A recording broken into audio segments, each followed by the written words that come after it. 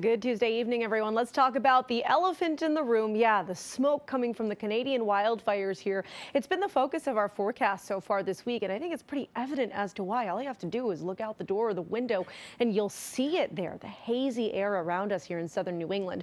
But again, this is coming from hundreds and hundreds of miles away. Most of the fires that are creating the smoke that we are seeing are coming from Manitoba and Saskatchewan, so parts of central and western Canada. And again, this smoke is traveling, riding the jet stream all the way to southern New England. So just kind of that proof in the pudding here of how global weather truly is. Unfortunately, we are seeing those impacts to our air quality, though. I will say it is better than it was, give or take 3-4 hours ago. Those moderate bubbles, a little more widespread in the yellow there. You can still see there's some of that orange, that unhealthy for sensitive groups air quality for parts of central and western Massachusetts and largely into western Connecticut as well.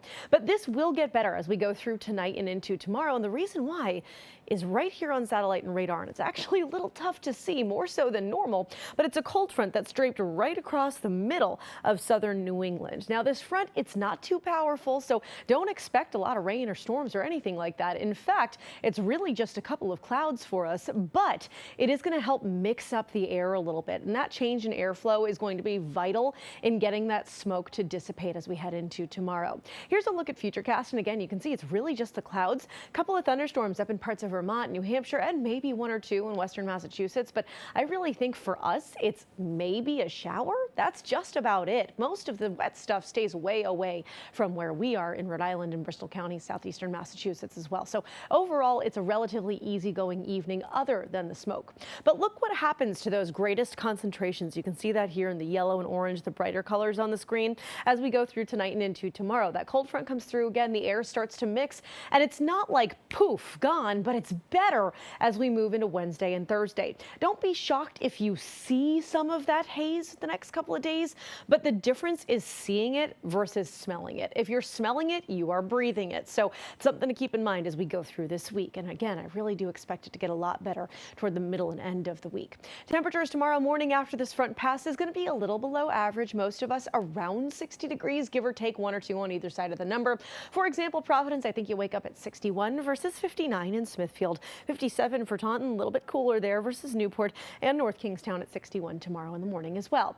In the afternoon, we stay below average after that cooler air comes in after the front. Most of us in the mid and upper 70s, I think 80 for Providence, and that's just going to be as warm as it gets. So it's not like a chilly day during the summer, but it's not a super warm one either. However, what I do think it is a perfect night for a scarf. Maybe you're going to RIFC's game, which kicks off at 7 o'clock versus Detroit. Going to be a really good game here. First half, I'm expecting about 74 degrees for the temperature, somewhat cloudy but relatively comfortable, and then we cool down a little bit for the second half. Temperatures going down through the 70s and into the 60s, so make sure you're bundled up as you're heading out the door and to Centerville Bank Stadium.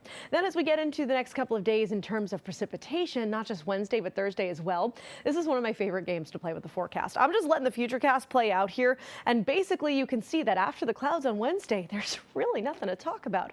High pressure is large and in charge of this forecast, and that means that you get to enjoy your week without the weather getting in the way, which is great news as we're talking about the Pats preseason opener on Friday at 7:30 p.m. They're playing the Commanders. Bound to be a good game. Mostly sunny. Weather looks gorgeous if you're heading to Gillette. Also, take me with you. I'm lobbying for that, you guys. I'm working on it.